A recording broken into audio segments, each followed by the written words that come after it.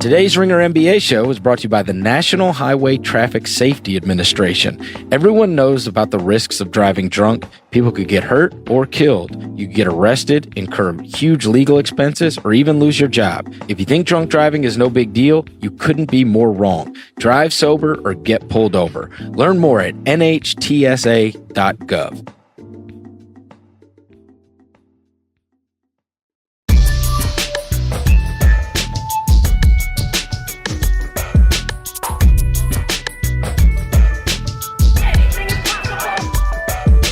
Welcome to the Ringer NBA show. I'm Chris Vernon. Joining me this week in the place of Kevin O'Connor is John Gonzalez from TheRinger.com. Hey, John. Verno. How's it going? Excellent, my man. I'm going to try and probably fail to fill KOC's big-time shoes on this program, but we're going to give it an effort. I'll get to Kevin later. Yes, we have to talk some Kevin. It has been slow NBA news for the last couple of weeks, which has been fascinating considering it seemed like there was a massive story every week for a couple of weeks until yesterday when there was kind of word on the street that Manu Ginobili was contemplating retirement. And then yesterday he makes it official and walks away. When you first saw that Manu Ginobili was retiring, what's the first thing that ran through your mind? I felt bad for Shea. We're going to pour some of Shea's tears out for Manu, who's never going to play again. I wonder if we'll hear from Shea again. He wrote a wonderful story on TheRinger.com. You can check that out right now. The really funny anecdote about what Manu meant to San Antonio writ large, and then specifically to the Serrano family, the extended Serrano family, which I thought was pretty fantastic. But I was just thinking about like the impact that it has on that community. And then beyond that, what this means for the Spurs. I mean, is it like hard reset for the Spurs? Are they about to dip below the playoff line? Is this going to usher in the end of, say, maybe the Pop and R.C. Buford era? I just wonder how many ripple effects it has when you combine it with Tony Parker leaving and then obviously Kawhi getting traded. Yeah, and Manu probably looked around and he's like, Tony Parker's gone, and Timmy's gone, and Danny Green's gone, and Kawhi Leonard's gone. So it's like, I guess, like Patty Mills is like last man standing, I guess. Yeah, like Patty's the last one. Right? And then beyond that, Verno, he's 41. And as a fellow 41-year-old, I am also ready for retirement. I don't have that same luxury as him. He can just go off and do whatever he wants. I'm going to work until I die. But I get it, man. I get it. Go do something else and have a good time. You know, he is also one of the very few guys that played with one team his entire career. Yeah. And in fact, 3 guys that had played 10 years with one team are all lost this summer. Tony Parker, Manu Ginobili, and interestingly enough, DeAndre Jordan was another one. Now, Steph Curry becomes one, but here are the other ones that have played a decade in a uniform and never changed. Dirk Nowitzki, 21. Udonis Haslem, 16, Mike Conley, 12, Marc Gasol, 11, Russell Westbrook, 11, Steph Curry, 10. I mean, that's incredible. You got 6 players in the entire NBA. 6. Yeah, it's a select group. But then on the other hand, I think to myself, like, I'm kind of surprised that there are that many, and then the guys that you listed off are among them. Like, I can't believe Russell Westbrook has played that many years in the NBA already. And then beyond that, Conley and Gasol, I feel like that went quick. It went quick. And who knows, with those guys, it could be over this year. If things don't go right for Memphis, they might end up moving those guys. But yeah, you're right. I mean, it's a very select group, and there's something to be said about longevity in a sport, and athletics writ large, where, you know, that's not really something that generally ends up happening anymore.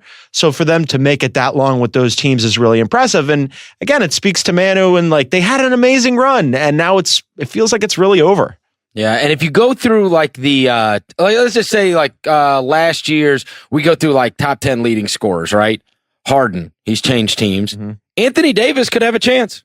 He could have a chance. Yeah, I mean, he'll probably get 10 in New Orleans. It'll be close.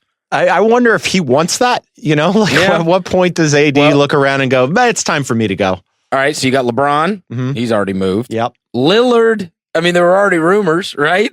You got Lillard. What would you do with that backcourt? Haley wrote about this for The Ringer, yet another Ringer.com shameless plug, but it was a good piece.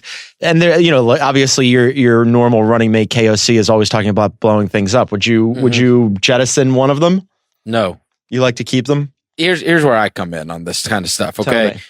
They ain't the problem. The problem's the rest of it. Yeah. The problem is Evan Turner. The problem is, Yusuf Or E.T. Nurkic. Talk to me about the rest of the roster. Yeah. Like, that's always the crazy thing. We focus so much on stars and the guys that get paid a lot of money. Tell me about how the rest of it, how you've built around it. I mean, no lie. Who's the third guy you would take off that team? I line them up on a wall, and now I take Lillard, you take McCollum, or vice versa, and now you get the third pick. Who you want? It's slim pickings. I mean, it's not all for Rico Mino. They like Zach Collins. Maybe, God, when I go, maybe it's Zach Collins. I think that tells you quite a lot. All right, so don't tell me. So that's what I'm saying. When everybody brings up McCollum and Lillard, tell me about the other 13 guys on the roster. We can't even decide who. You're not sure who you'd pick third. I mean, if you were going to go just like right off the top of your head, it would be Yusuf Nurkic, but I used to love Nurkic, and I've since soured on him because he is kind of what he is, right? Like, he did help their defense when they plugged him in and they became a better defensive team, but he's a really traditional center in a league that continues to move further and further away from the basket with their bigs. So, maybe I'd roll the dice on Zach Collins, but your point is made. Yeah. And I'm not trying to hurt Portland's fans' feelings, but I mean, that's the truth. There is no sure thing third player, much less as you get farther down the roster. But Lillard could make it 10 years in that uniform. Giannis, it's a possibility. Yeah. Durant's moved, as we know. Westbrook, we mentioned. Kyrie's already moved. And then you have LaMarcus Aldridge and Victor Oladipo. And then, by the way, the next one, DeMar DeRozan. So I guess our next chance would be Embiid, who's 12. Yeah, and he had a couple of redshirt years there just to get it under his belt. But it's crazy that, there's just such a select handful of players that get that opportunity to stay. You have a number of things have to happen. You have to be really good. You have to be on a team that needs your services. You have to fit in with the culture and the community. And then you have to get lucky too in a lot of ways, right? Because even if you're winning and you're prospering with that team, it doesn't mean necessarily that you won't just be tossed into a deal. Like we saw what happened with, say, Isaiah Thomas when things were still going well with the Celtics and he felt betrayed. And we wrote a number of pieces for The Ringer about how loyalty in sports is really just this fanciful concept that never really existed, right? So you do have to get lucky too. I mean, there's a scenario. Don't forget with the Mavericks. I mean, yeah, Dirk went 21 years, but remember before that, he was with Michael Finley and Steve Nash, and those two guys didn't make it that long. So Dirk ended up staying and the other two guys didn't. The other thing, you got to take less money. Yeah, sometimes. That's the story of a lot of these guys, certainly with the Spurs guys. They could have made more money if they would have gone elsewhere. Dirk could have several times. Oh, for sure. Yeah. And Manu, you know what strikes me beyond the, played the whole career in a uniform and we don't see him. It's going to be weird to see Tony Parker in a Charlotte uniform this year. It just is. Just like it was weird to see Patrick Ewing in another uniform or Elijah Wan or whatever. And mostly we end up forgetting that and we think of them in the jerseys that they played most of their careers. But beyond the whole playing so long for one franchise, I am struck by the idea that I think Manu Ginobili, as the years go on, he will end up being colossally underrated. That's what I think. I think people are going to look and they're going to have their arguments because, you look at the stats and it's like 13 points, 4 rebounds, 4 assists, whatever it is. And he played like 25 minutes on average for a career. So he did what he did in 25 minutes, which obviously enabled him to play until he's 41 years old. But the numbers, when everybody gets into numbers arguments, they're not going to tell the story of this guy. They're just not. And people are going to look at, he was part of 4 championship teams, but he only made 2 All-Star games and he only did this and he only did, you know what I'm saying? And we will look back and I wondered tell me what you think about this. Let's say I think the year that he averages most points is like 19 a game. He only played 30 minutes. So, I mean, you got guys that play like 10 more minutes than that, or certainly 5 to 8. And so what if he would have played 38 minutes a night? What is he scoring then? Is he a 25, 27 point per game guy? And let me get your opinion on this because I was talking to my buddies about this yesterday.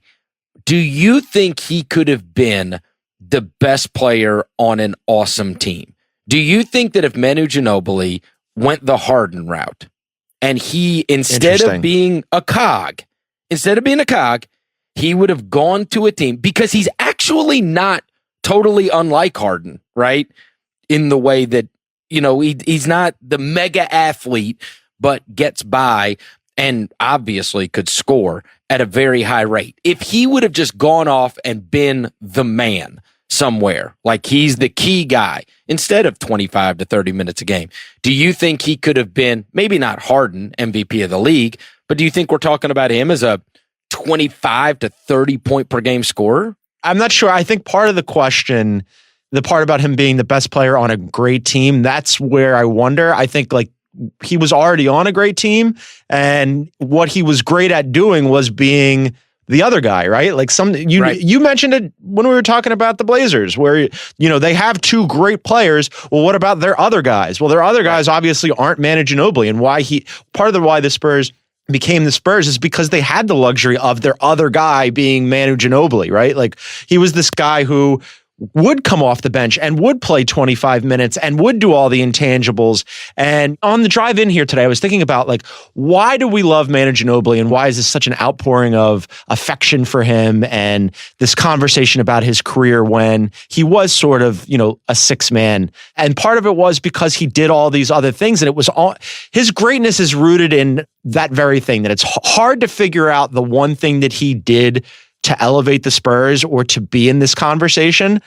He was the intangible player. I mean, he was an amazing passer, and I think like he doesn't get enough credit for like those magical passes that he would throw, but it didn't really always show up in the box score. And you mentioned, the best season that he had, he still didn't average 20 points per game. The most assists that he averaged in a single season still had him under 5. It was 4.9. He did that a couple of times, right? But he did all these other little things, and you went, oh yeah, Manu's an amazing person to have on this team. So I don't know that I would say that he could have gone off and like carried a great team by himself, but that also was part of what made him great. Sure. And you look, when you're talking about the numbers, he only had 2 seasons where he played more than 30 minutes per night, right? Gonz, there were 71 guys in the NBA that averaged more than that just this year. Yeah. 71.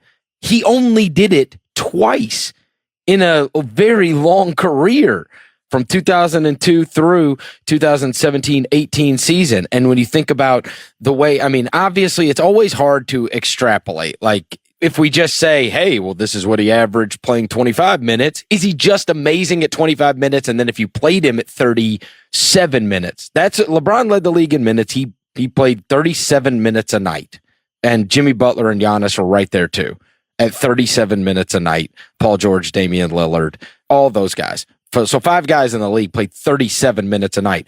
Well, what if I played him 37 instead of 25? Yeah. I don't know, right? Was he maximized doing what he did do, right? That if you played him the other 12 minutes, he wouldn't have been. It's hard to know because it's the Pop effect, right? I mean, like you play on that team and you play for Greg Popovich, and you're going to look, the Spurs were way, way, way ahead of the curve in terms of like managing minutes loads and how many games you're playing and the effect that it takes on your body, not just for a single season, but in terms of like the cumulative effect. And then like, taking some time off and taking some minutes off and scaling back for the regular season so that it can benefit you in the playoffs. I mean, they were way ahead of the curve on that, so it's impossible to know. I will say, though, that I'm looking at this, and part of it is the Pop effect, and part of it was just Manu, too, right? Because he never, in his entire career, played all 82 games. And there were a lot of seasons where he'd play in the 70s, but then, there were multiple seasons where he was injured and he didn't get north of 60 games, or, a couple where he played, fewer than 50. So that's also hard to know too. What if he had been like slightly healthier at times? What if he had played for a coach who, like you said, was going to play him more than 25 minutes per game? I don't know. I will say this. I like the way that Manu's career panned out. We could sit here and like do all these hypotheticals, but again, I think his greatness was rooted in the fact that his career zigged where everybody else would have zagged or tried to zag. Like that hunger to be a Harden and go be your own guy and lead your own team. He was like, nah, I'm good. I'm really good at this, and I'm on a good team, and I fit, and it makes sense to me, and I've had an amazing career, and I'm cool with it.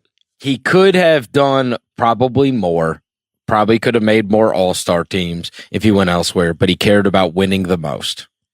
Yeah, and I think there's something to be said for that, right? I mean, like there are players who late in their career go ring chasing because they missed out on that, and he found a situation early on that was perfect for him, and he was perfect for them, and it was this symbiosis. And he was like, "Let's not fuck with something that's good. I'm going to just stay here." And good for him and good for them. It worked out great.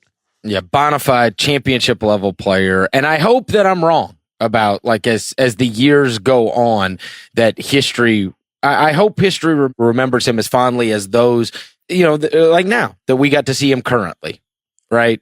That it's not one of those when, because there's players that have succumbed to that from like the 80s, right? That if you didn't, or 70s or even earlier, that if you didn't see them and you weren't aware of what they did, and then you go back and you're going to have the argument, or you're going to try to explain somebody how great a guy was, that just your box score career numbers are not going to represent just how awesome he really was. Yeah, and you know what? That's a good point, because a lot of times I am also guilty of looking at the numbers and going, "Oh God, all right." Like your stupid eye test, like your uncle at a barbecue, or your dad or your granddad who's like, "I don't need any numbers. I can just use my eyeballs." Well, yeah, it's a combination of both, and I use the numbers as a supporting argument of what I'm seeing with my eyes. Manu's a great point though, because you could look at his numbers again, and they're not flashy, and a lot of that is the pop effect that we mentioned. But if you watched him play, like he was one of my favorite players to watch. And again, I'm sort of, I'll gravitate towards anybody who can throw a pretty pass, and man, could he do that. And he was obviously just a very smart, sound, fundamental player. And I know that sounds like super nerdy and wonkish, but it was great to watch. It was great to watch. He wasn't a great defender, but everything else about him, I love to watch. We'll certainly miss watching him for certain. All right, let's move on to the 76ers. And Adrian Wojnarowski put out a story yesterday. This used to be your calling card in Philly, Gonz. Yeah. I know you know this franchise well. The GM stories that have come out, it's kind of like it was off the radar there for a while. We saw, it sounded like when it first happened and everything fell through with Colangelo, you kind of figured that they would hire somebody quickly. At least I did. But instead, they went through the draft and they went through free agency without a GM necessarily in title. The Mike Zarin name came out, as did some other names. Then the story dropped from Mark Stein that they had talked to Daryl Morey, which was quite bizarre considering his relationship with Sam Hinkie, and that he didn't want to go there and he was staying in Houston. And now you fast forward, and then it just kind of falls off the radar completely until this week. And there are the stories out from the ownership there talking about general manager and kind of what they're looking for, and odd timeline to say the least. All right, so what do you make of all of it? It's the Sixers, man. This is hilarious. A couple of things here. It doesn't surprise me that they put out a statement, because the Sixers aren't stupid. The people who run the Sixers aren't stupid. They made a lot of money. They're billionaires many times over many of their ownership groups. So with the Sixers, I think they looked at it and they went, okay, we've gone through this in the past. We've taken some heat, and we don't want to take any more heat on this, so we're going to update people. So they send out this email, and they're like, remember the guys who were doing stuff for us in the front office before? They're still doing stuff, but now they got new titles. So we're still on this. It feels like packaging and branding. Like Josh Harris, I think he learned something from the disaster that happened when they got rid of, or when they forced out Sam Hinkie, and Hinkie was like, all right, I'm going to hit the road. And they got a lot of critical PR on that one. And I think in Philadelphia, they got smacked by the local media. They got smacked by the national media. And I didn't think they wanted that anymore. And I think that they realized with training camp approaching and preseason approaching that they're going to get a lot of questions about this. And so they tried to jump out ahead of it. And they were like, look, we're still on this. And we don't want to compromise on hiring a GM. I think that was very carefully crafted language, but it made me laugh, because it's like, you don't want to compromise on finding a GM that you haven't found. It's like, well, we're not going to go to the prom because we're not going to compromise on who we're going to bring. So we're just going to sit at home with our 12 cats and our vat of Ben & Jerry's. And eventually they're going to have to go out and get somebody, or just actually elevate either Ned Cohen or Mark Eversley or Alex Rucker to the full-time position, because this sort of half measure feels very Sixers managed PR fallout. That's what it feels like. Smart time to drop it, though, because I can imagine a talk show in Philadelphia will be like, yeah, and the Sixers, they're indecisive about what they're going to do with their GM. So what about Carson Wentz, right? And no, does anybody care, honestly, this week or the next week? Or, until it all really gets going, what do you think, or am I wrong about that? Do you think that would be a big topic in Philadelphia right now, them kind of just putting that out there that, hey, we're figuring it out? No, right now it's not. That's what I'm saying. This all feels like very smart strategy on their part, where they're like, hey, we know you're going to get questions about it eventually. We're going to jump out in front of it. And, in the interim, all the guys that were handling it are still handling it, but we gave them a nice bump. This feels like it was managed and packaged, and they worked it over with some consultants, and they're like, let's roll that out. That'll be good. Here's my thing, though.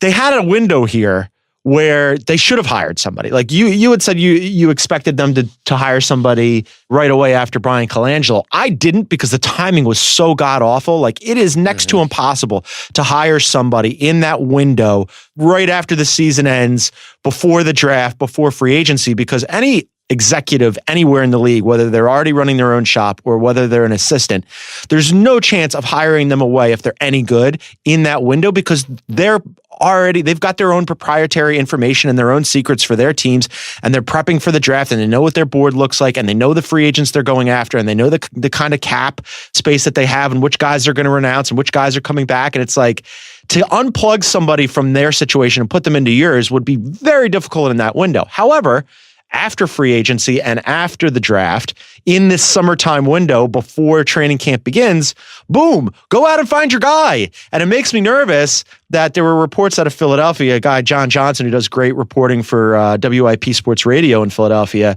reported that his sources told him that the Sixers are thinking about rolling this hiring thing over until the 2019 offseason. Well, you've got a lot of things you got to do next offseason. That's going to be your cap window closing, where you're going to go out and find a free agent or not find a free agent. And you damn well better have your general manager in place. And if it's going to be a guy who's already in-house, fine. But if it's going to be a guy that you're going to go out and get, you better find him before that, because things are going to get complicated, and trying to do them both at the same time doesn't make much sense to me. Do you think it greatly hurt their offseason not having someone there? That's a yes and a no question for me, because I look at it and go, I wasn't a huge Brian Colangelo fan, and he made a lot of mistakes, and moving on from Brian Colangelo makes sense to me. However, not having somebody to spearhead it, yes, in theory, it's Brett Brown, and I'm great with them just taking stuff to Brett and being like, what do you think about this? Even though he's not actually going out there and doing the front office duties. Yeah, I think part of it hurt them. Yes, I think not having one guy is a yes, but not having it be Brian Colangelo could have also benefited you, because who knows what he would have done with that money. Maybe he threw it at somebody he shouldn't have. In fairness to him, he was in a very, very difficult situation, right? Replacing somebody that became beloved by Sixers fans. He did do good with the Bellinelli and Ilyasova. The additions he made in the middle of the season were good moves. Yeah, I'll give him credit for that. But that's also two guys falling into your lap and way overperforming against their general production, right? I mean, how often does that actually happen? But sure, I'll give him credit for that. But then you could also, the reverse of that is sitting on Jahlil Okafor and refusing to trade him during the offseason and refusing to just let him go and buy him out, and instead insisting on trading him. And in order to do that, having to give up a second-round pick for a guy in Trevor Booker who then you moved on from. That's one of the great all-time idiot why WTF trades in general manager history. It made my brain hurt. You could have just let him go, and instead you had to trade a second round pick to let him go. Tell me how that makes sense. So yes, he gets credit for certain things, but there are other little things like that I think if he had just been less prideful, he would have just found the simpler solution. It's always interesting when it comes to management, because there are always people out there that would have a very strong opinion on who they would want to coach the team, and that this guy could be great for Ben Simmons, or this guy could be great for Embiid, or this guy would excite me if they hired him. And most, I would say the majority of fans, will have possibly a strong opinion on a coach. It's just not the same with a general manager. Or is it with you? Do you have an opinion of who they should go get? Is there a possibility that you would be greatly disappointed if they went and got blank? Well, so you mentioned like them talking about some of the lieutenants, right? Like, so obviously Mike Zarin was a hot name, assistant for Danny Ainge in Boston. Gershon Rosas would have been a hot name, but instead they went after Daryl Morey directly, which I think is very curious. And there's been a lot of rumors in Philadelphia that part of them trying to wait out, and this whole thing about how Josh Harris is saying we're not going to compromise is aimed at potentially, and we were just talking about the Spurs and whether the Spurs' run is over, if they can somehow pry R.C. Buford away from San Antonio. I wonder about that. Like me personally, a Gershon Rosas would have been great. It doesn't sound like Zarin wants to go anywhere. A lot of people are talking about how he thinks he can just, wait it out with Danny Ainge. And when Danny is done, he'll just inherit the Celtics, which would be perfect for him. I like the idea of the next up and coming, go out and find your hanky, right? The problem is they did, right? They previously did go out and find their hanky and then they fucked it up. So like, I wonder about them, like, going out and finding the next guy, because when they got one hot light put on them by the NBA and by Adam Silver and by other owners who were like, what are you doing with this tanking?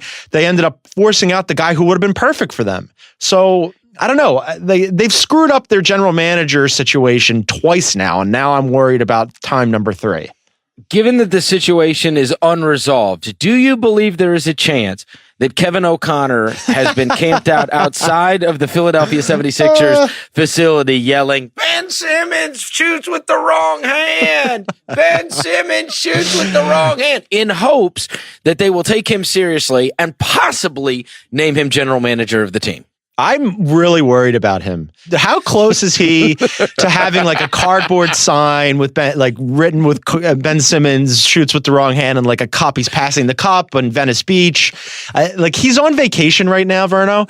And while on vacation, I guess he's like touring the conspiracy parts of his own mind for vacation, because Ben Simmons went on James Corden and he pantomimed shooting with his right hand, which then sent off alarm bells in Kevin O'Connor's head. Yes. And he made a video that he then sent out on Twitter, like basically like, zooming in on Ben Simmons shooting with his right hand. And I'm like, he should be out, I don't know, like on a beach somewhere with his toes in the sand and a drink in his hand. And instead he's breaking down James Corden videos.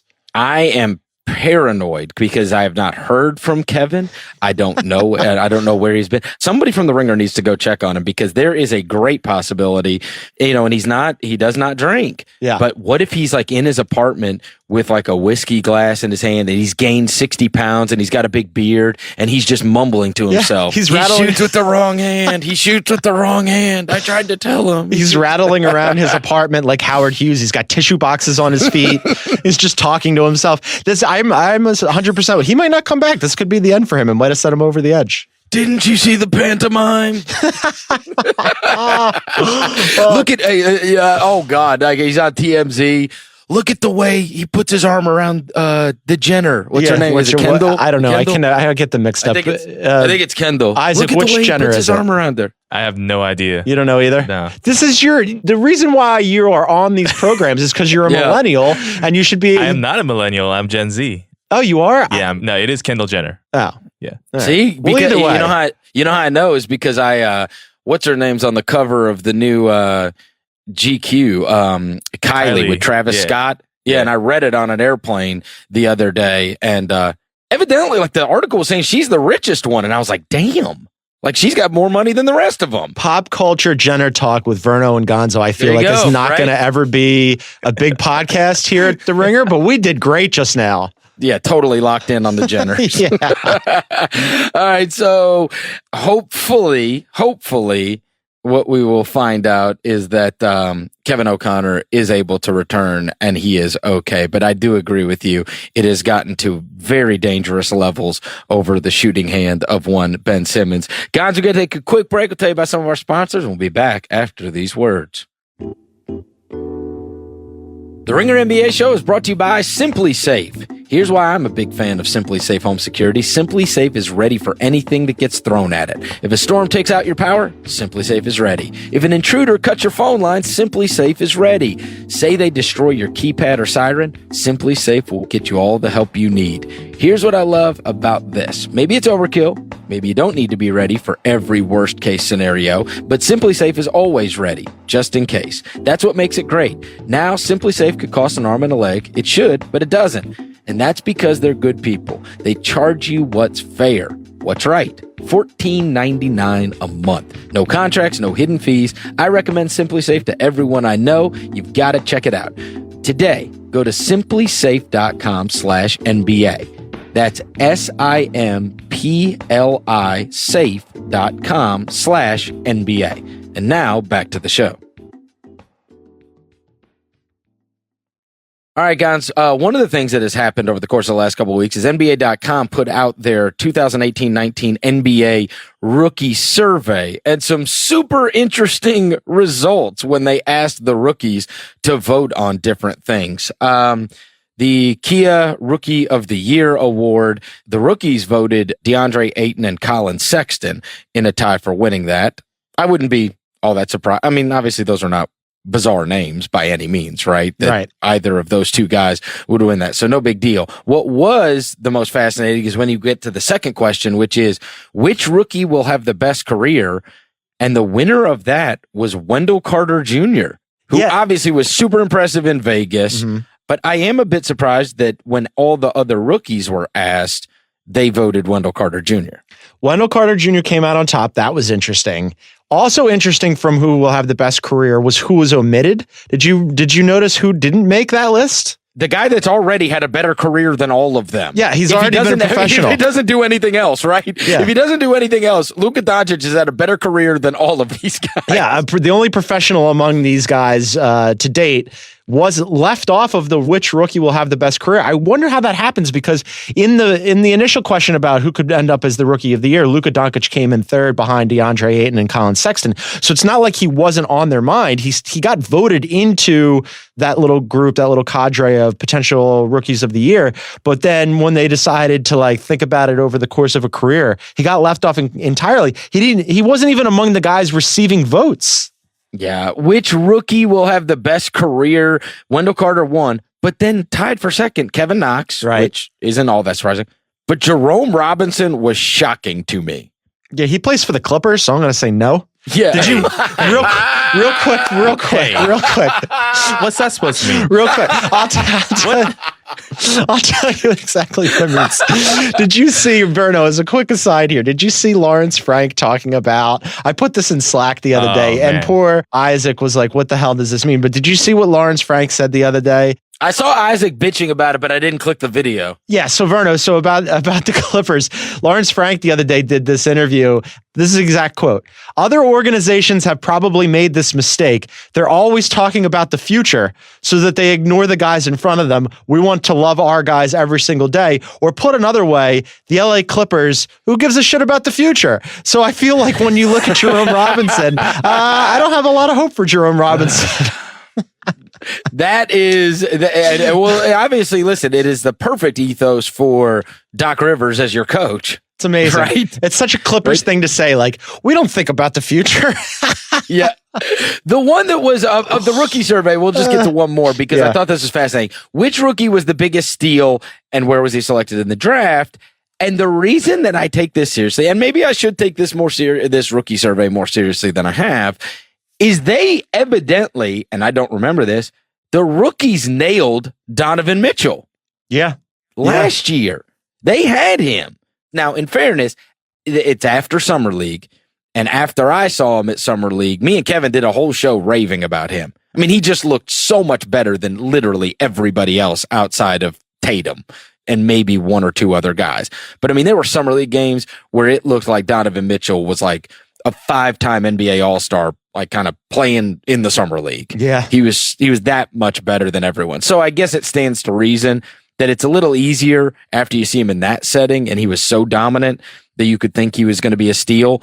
But this year they voted Keita Bates-Diop from Ohio State. And I will tell you, there were at least two NBA executives in Vegas that told me, as Jap was there, that they thought that was true too. That he was the one they were surprised dropped as far as he did in the draft. He was in the first round on boards, certainly on mocks.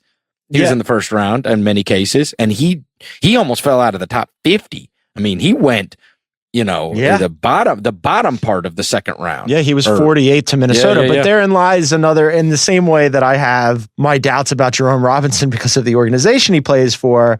I look at Job and I go, oh, yeah, what about the Tibbs effect, though? Because he plays like, if Tibbs could play four guys, he would play four guys, or three. So his rotation is like that tight. I just wonder how much they'd possibly get out of him. Yeah. One thing I will mention, because we did mention Luka a little bit earlier in not getting votes on who would have the best career. I happened to be in New York City this past weekend, and I walked into the NBA store, and they have, as you can imagine, I mean, you walk into that first floor, it's crazy. And you've never seen more LeBron Laker gear in your life. How many did you pick up? Did you pick up some Lakers gear? I did not. Oh, weird. But as I was walking through there, they have all the jerseys and they have all the shirt jerseys and whatnot. And so I'm going through, and it's interesting, all of the players that are displayed out there. And obviously at the NBA store, they've got a million, right? The only rookie one that I saw was Doncic. Really? They had a Doncic 77. Yes. So you didn't. He was the only rookie of any rookie in the NBA. He was the only one that I saw swag for. Weird. So you didn't pick up Isaac, future LA Clippers MVP Jerome Robinson jersey? They did not. They did not have Jerome Robinson. That's weird. No. Shocking. What floor would you? If you're gonna get a Clippers one, you've got to get the Gilgeous-Alexander, simply because of the way it looks on the back of a jersey. There's 4 floors at that store. What floor would you have to go to find Clippers gear? Like the 5th floor? They have it in the back. They got it in the warehouse. They got it in the warehouse. I tell you this: the funniest was walking through there. And they do have one of the floors, and it just says one of the sections is clearance, right? And so obviously I walked back to the clearance. I just wanted to see what was on clearance. Dude, there's 1,000 Kawhi Leonard jerseys and t-shirt jerseys. I'm talking about every variation. You want the camo jersey? You want those are going to be throwbacks in a couple years. Those will be perfect. And the only other one, there was one rack. It was of jerseys, and it said clearance, right? And this rack was, I'd say there's probably 150 jerseys on it, right? Maybe 5 Isaiah Thomas Cleveland. Oh, wow. That's going to be a collector's item. 130 Kawhi Leonard in all different variations, and 15 DeRozan. Did you count all 130? No, I did not. But that's about, I'm roughly estimating, if there were 150 jerseys, 130 of them were Kawhi, 15 of them were DeRozan, and 5 of them were Isaiah Thomas Cleveland. You're playing fast and loose with the reporting numbers on this. You're tossing out 130. You're telling me you're just estimating. Next time I need you to count every single one. Yeah, I've been pretty good at just eyeing it. We're about accuracy here at the Ringer. There you go. So I've got, Doncic was the only one, though, and I was kind of surprised. I figured they'd have some Knox stuff. Maybe there was Knox. It was. I'm sorry. Forgive me. There was Knox, because I remember thinking he's here because he's a Knick. The Vernon reporting stories from the NBA store are huge. Oh, stop. Next time we need you to go live. We'll send you with a video camera. Yeah, absolutely. I'll tell you this. Here you go. Here's fake news for you. Tell me more of it. I would say 75% of the people that were in the NBA store had a LeBron Lakers something. No lie. That's what they were in line with. I believe that. Yeah. It's going to be all over LA, man. Can't go anywhere now. It's a perfect segue. So you've seen the Kobe stuff, and you obviously did this interview with Rich Eisen recently. Jeannie Buss has gone out, because it's this whole thing that there are conflicted Kobe fans. That is a reality. It's so stupid. Right? Because they've gone to war for Kobe for so long, and now LeBron is there, and everybody kind of says they'll warm up. And of course, Kobe's big thing, always, every time he talks about LeBron, is he wants to remind everybody how many championships he's had, right? Yeah. And that winning is what matters. He just is never going to let anyone forget. In the end, you can have all the arguments about Kobe and LeBron, but Kobe is going to keep on reminding you that he's got the titles, and that's what matters. And so it's his kind of passive aggressive way of making his own argument for himself, right? When he talks about it. But I am interested in this dynamic because you guys are boots on the ground there. Generally, what do you think has been the reception of LeBron being a Laker now in LA? It's weird because there are the Kobe stans who are like, I'm a Kobe guy and I didn't want LeBron. And I think it's just ridiculous because in general with Lakers fans, they're all about just like mercenary championships and like, how can we get it as quickly as possible? And like, let's add one more banner to the rafters. So I think ultimately what Kobe said about the part that I thought was great was Kobe saying that his fans would fall in line, being like, they'll do what I say and they'll eventually like LeBron because I tell them to. But if he wins, if he wins, they'll love him. Yeah. Because do you think that Kobe Bryant is rooting for LeBron James to win? I say no. That's interesting. I mean, like Kobe loves being Kobe and he loves having all those rings, as you mentioned, and he loves his place in Lakers history. So, does he secretly, surreptitiously want LeBron to fail? Maybe. But ultimately for his fans, I think it's exactly this. Like, he's LeBron, right? He's the greatest player of his era. I think Kobe was amazing. He's not LeBron. And ultimately, people are going to like look up when the season starts in mid-October and go, "Oh shit, LeBron's in LA and he's wearing a Lakers jersey, and how cool is this?" And everybody's going to fall in line. It's going to be fine. I do wonder. I mean, listen, I do think people are underestimating, especially in the age of social media. Do you know how many hours and whatnot have been spent by Kobe fans arguing, like making the argument against LeBron? I mean, you're talking years. It's crazy of energy. Standing up for their guy in the argument, right? While the world passed them by and everybody moved on to Jordan or LeBron, they're still fighting the good fight. I don't understand for Kobe. You know what I mean? They're out there on the front line for Kobe still. It's pathological. I honestly don't understand. Like, that's always, to me, felt like the sports radio hot take, like, call in right now and tell us who you think is better between Jordan and LeBron or Kobe and LeBron. I've never like gotten exercised about that because why can't you just go, oh, here, and this is like, crazy nuance, but why can't you go, Jordan was very, very good and so is LeBron? Like, isn't there space to appreciate all of them in their own right for their own purposes? Why does it have to be a binary either or scenario where Lakers fans are like, no, goddammit, it was Kobe? I don't get that. I don't understand why you get out of bed and get heated about that. Because that's what makes sports arguments fun. Yeah. That's what makes them fun. You know what I mean? Like, if you can't argue about something, I remember, and this is interesting because it was a couple of weeks ago, Simmons did this podcast, and I think he was talking to Francesa, and he made this argument that I had not heard anybody really vocalize.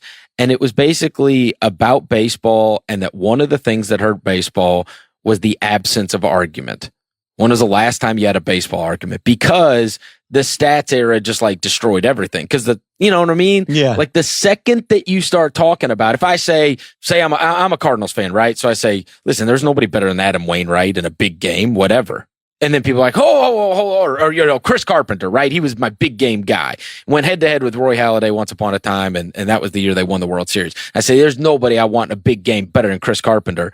And then I'll have people tell me, well, actually his BABIP against so-and-so and so-and-so. Like, what? His batting average and balls in play. I'm like, oh, shut the fuck up, right? Like, I mean, I just, it like bastardized all arguments about everything. And so you can't really have a great argument anymore. Basketball, we still get to, right? Because there's so much left beyond the stats. Yeah. Even if we go back to the Manu thing, I promise you, we're going to look in 10 years and someone's going to tell you that Manu Ginobili isn't nearly as good as you thought he was. Yeah. And you're going to be like, oh, screw you. You know what I mean? I guess my point was that like at some point we cross over the line between discussion and debate into like fever pitch, like absolute lunacy. And that's where I think a lot of the Kobe defense lies, in that weird realm of like, they've gone off their shit, and I don't get it. I don't get getting that worked up about it. Like, you liked Kobe. He had an amazing career. Guess what? Now you also have LeBron. Just shut up and enjoy it. It's going to be great. I hope it's great for them. It's going to be great. How could it not be great? LeBron's amazing. Well, I'll tell you that. Well, he ain't winning this year. Yeah. And when he doesn't, Oh, boy. That's one thing I think is interesting. Are you prepared? And I wonder if Lakers fans are prepared or LeBron fans are prepared or even the NBA is prepared for the finals without LeBron. Because I just wrote a piece saying that like the team that he has right now, this weird cast of misfit toys that he's got around him, is not going to be the team that they have come playoff time. They'll make a trade. LeBron teams always do. They tinker with the roster. It'll be something else. However, it's highly unlikely that they get past the Warriors or the Rockets and make it into the finals. And so we're like barreling towards, for the first time in a very long time, it'll be 8 years, the finals without LeBron. Sounds and feels weird. Nah, but if it's Golden State and, say, Boston, you'd have an embarrassing amount of talent. Yeah. I mean, that would be crazy. Assuming Jaylen Brown, Jason Tatum have the careers that we think they're going to have, that would be one of those that you look back in 5-10 years and you're like, whoa, they were loaded. Because they would inevitably not all play their entire careers in Boston. And that would be assuming Kyrie and Hayward are healthy. And then Kobe fans will go, see, told you so. He couldn't bring them there. You know that they're waiting on that. They're sneaky waiting on that. I don't know if we've ever had a situation like this. Honestly, I don't know.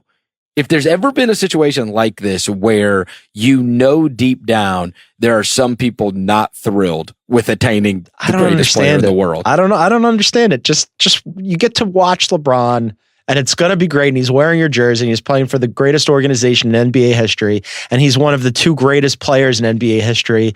And that should be like an automatic, this is so exciting. Yeah, I agree with you. John Gonzalez, you are the best, man. Thanks for filling in today for Kevin. And if you get a chance in LA, go try to find him. I'm going to go he's okay. Knock on his door and see if he's still breathing. Or just somebody check on the guy for sure. All right. Thanks, Isaac. Thanks, John. That does it for another Ringer NBA show. If you dig what you're hearing, go give us a rating and review on iTunes, and we will talk to you next week.